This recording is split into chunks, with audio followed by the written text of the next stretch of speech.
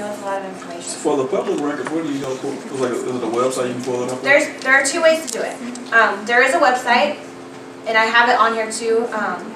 It's www.cbirecords with an S check.com, and you have to know a name and at least a date of birth, sometimes a social security number.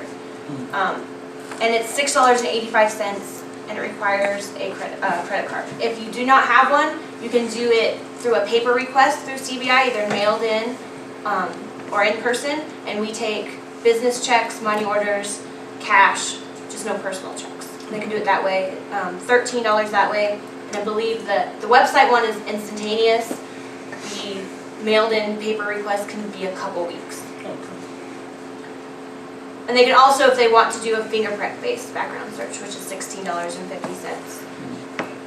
And if that we recommend to do if the person, especially if they have a really common name, and someone, if they want to provide their background for someone who's requesting it, and your name's John Smith, and you know there could be 80 records, and it'll eliminate however many they have to go through to determine which one John Smith they're dealing with. Fingerprints will be completely accurate. A person, like I said, we only do statewide, but if a person has a question about their FBI record, they can send in a fingerprint, and I think it's an $18 fee to the FBI. I think we have their address on here somewhere. That's their website. So yeah, www.fbi.gov will have all of the instructions and address and all that stuff, but it must be accompanied with fingerprints. And I believe they require a self-addressed stamped envelope for them to send the results back to. For our records check, again, everything will be in a public version, like I'm showing you, so no juvenile records are released to the public, sealed information, expunged stuff, nothing like that will be on there.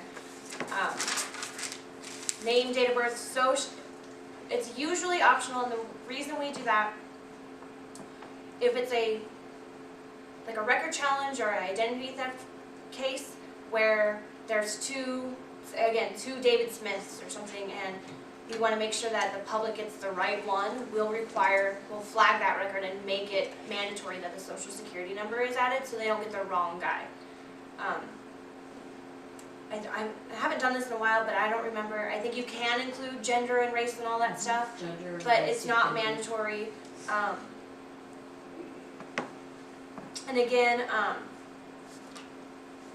juvenile stuff doesn't show up. If an individual wants their juvenile record, we can only release it to that individual, and it must be accompanied by fingerprints. So they can come down to CBI and get fingerprinted, or they can go to a local law enforcement agency and have them fingerprint them, but the law enforcement agency will have to send that request to us.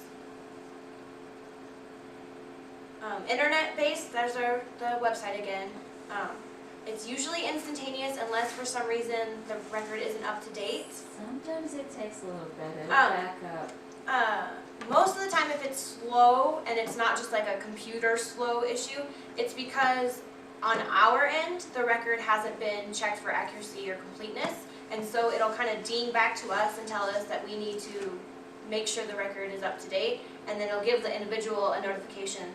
Usually we have like 24 hours to fix it. Right. And I'm not sure if they get an email or if they're instructed to check again. They don't have to pay again. No, it comes up as an email saying, does get it? your records checked, yeah. And then I think we get them done well before 24 hours, but I think we have 24 hours. The longest I've ever had to wait was an hour. Okay. And that's usually because for whatever reason we haven't either run it through APHIS in a really, really long time, or whatever, it's not complete, Yeah. but we'll fix it, update it, and then it should get sent back to the person. The internet-based stuff, there's no way to notarize those. They're not on anything official. If you choose to print them out, they'll print on whatever paper that person wants. So if they want something notarized, it'll have to be done through a paper request. And those can be downloaded at that website. And I can email, do you want me to email you all the websites? Is that easier than trying to copy them down from this? You know, I'll send this out, so Okay. they'll have them. All right. They can be downloaded. You can call, we can fax them to someone, we can mail them to you. It takes about 3 to 5 business days after we've received the request. I know right now we're a little bit backed up, so I think it's taking a little closer to an actual week right now. It's $13. And an actual, one of our staff will do all the background investigation and make sure that none of the, anything, if there's juvenile, like a JD docket that's not supposed to be on there, we'll make sure it's taken off and fixed and all that stuff. It'll come in, any paper request will come back on CBA letterhead. If it needs to be notarized, we ask that the person write on there, please notarize, and highlight it so that we know to notarize it for them.